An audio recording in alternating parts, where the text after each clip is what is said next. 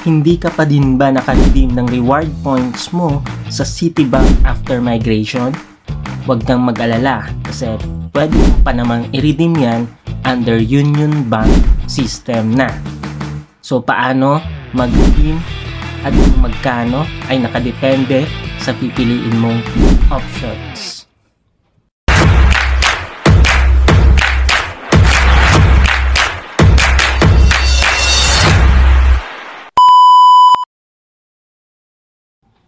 Hello everyone, this is your Kuya Wheels and welcome back ulit sa ating channel. Kung bago ka pa lang sa ating channel, ang channel natin ay gumagawa ng mga video tips, tutorials, YT updates, and other useful things na pwede nating mapakinabangan. So kung gusto mo yon, feel free to subscribe sa ating channel. So dahil nga kakatapos ng March 2024, ang final migration ni Citibank to Union Bank, lahat na ng transaction natin ngayon ay for Union Bank.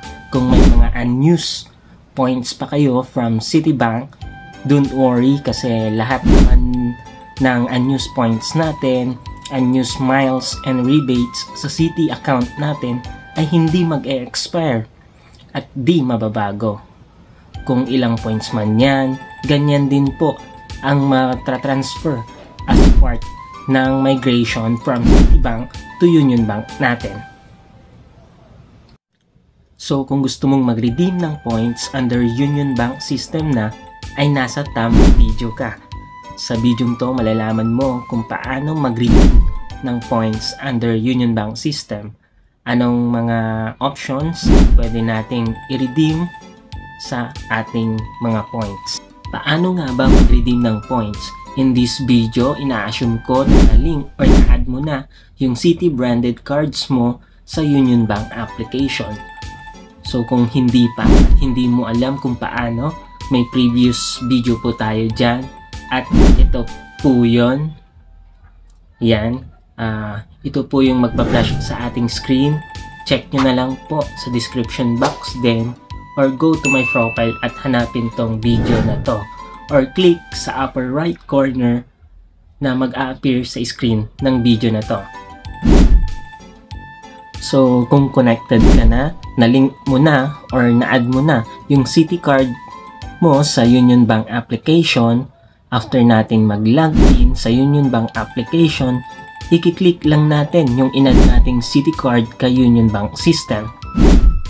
Then, after maklik si Citibank, just scroll down lang tayo sa pinakababa at hanapin natin si rewards. Dito magpapakita sa atin yung available points natin na pwede nating i-redeem. So click lang natin si redeem para magpakita ng mga options sa pagre-redeem. Dito pwede tayong mag-redeem through cash credit, i-waive ang annual fees, make purchase, at madami pang iba. Dito magre-redeem tayo ng points natin para sa cashback. Bali may na-earn tayo na 11,000 plus na points at i-redeem natin sa pamamagitan ng cash credit. Makakakuha ka ng 100 pesos cashback for every 1,700 points. Sa available points natin ay cashback tayo na 600 for 10,200 points. Sa inyo, kung mas lagi yung ginagamit si Citi card nyo dati, syempre mas malaki ang ma-earn na points ninyo. Pagka na-redeem nyo na ang points nyo, magre-reflect naman agad ito sa system at madideduct sa card balance mo kung meron man. So ganun lang po kadali mag-redeem ng points sa Union Bank app natin for cash credit. So hanggang doon lang yung video natin.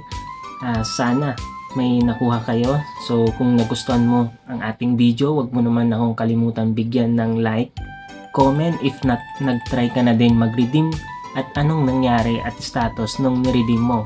Successful ba ito o hindi? Pag hindi ka pa nakaka-subscribe sa ating channel, inaanyayahan din kitang mag-subscribe at pahit na din ang notif bell para maging updated ka tuwing may nilalabas tayong bagong video tulad po nito. Again, this is your Kuya Wheels Thank you for watching. See you on my next video. Peace out.